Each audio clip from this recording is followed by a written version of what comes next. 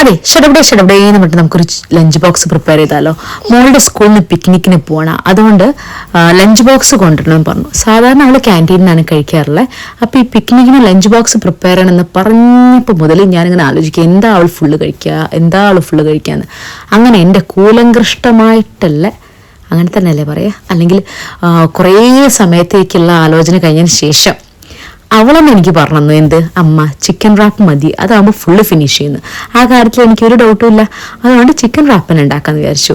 അവൾ കഴിക്കുന്ന കുറച്ച് പച്ചക്കറി, ബ്രോക്കോളി അതൊക്കെ എടുത്തിട്ട് ജസ്റ്റ് ഒന്ന് സോർട്ട് ചെയ്തു.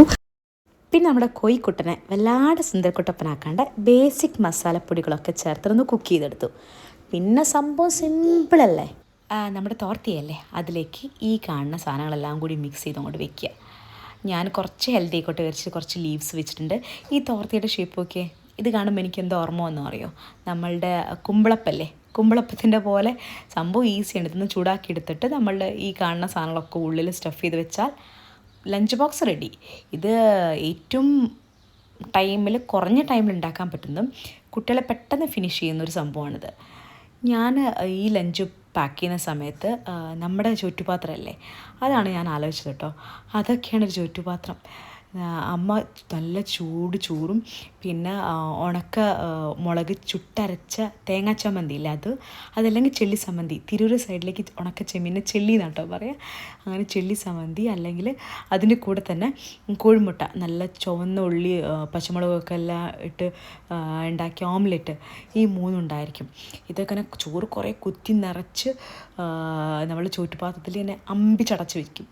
എന്നിട്ട് ഉച്ചയ്ക്ക് ഇതും കൂടി തുറക്കുന്ന സമയത്ത് ആ ഒരു മണം ഉണ്ട് എൻ്റെ സാറേ. ആ മണം മാത്രമല്ലേ, അപ്പോഴും അമ്മിയിൽ അരച്ച, അമ്മയുടെ കൈ കൊണ്ട് അരച്ച ആ ചമ്മന്തിക്ക് അപ്പോഴും അമ്മയുടെ കൈയിൻ്റെ ചൂടുണ്ടായിരിക്കും.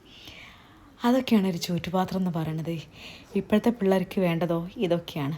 പക്ഷേ ഇത് സംഭവം ഇതൊക്കെ ആണെങ്കിലും അവൾ ഫുള്ള് ഫിനിഷ് ചെയ്തിട്ടുണ്ടായിരുന്നു. ഫ്രൂട്ട്സും പിന്നെ ഡെസേർട്ടായിട്ട് ഞാൻ കുറച്ച് മാക്രോൺസ് വെച്ചിട്ടുണ്ടായിരുന്നു. അവളുടെ ഏറ്റവും ഫേവറേറ്റ് ആയിട്ടുള്ള സ്ട്രോബെറി, പിന്നെ വെനില, പിന്നെ ചോക്ലേറ്റ്, ഇതെല്ലാം വെച്ചിട്ടുണ്ടായിരുന്നു. തിരിച്ച് ലഞ്ച് ബോക്സ് കൊണ്ടുവന്ന സമയത്ത് ഒന്നും തന്നെ ബാക്കി ഉണ്ടായിരുന്നില്ല കേട്ടോ, എല്ലാം തന്നെ ഫിനിഷ് ആയിട്ടുണ്ടായിരുന്നു. അപ്പോൾ ഇതെല്ലാവരും ഒന്ന് ട്രൈ ചെയ്തിട്ട്, എളുപ്പമാണ് പക്ഷേ കുട്ടികളുടെ ടമ്മി ഫുള്ളാവുന്നൊരു സംഭവം കൂടിയാണ്. So thank you for watching.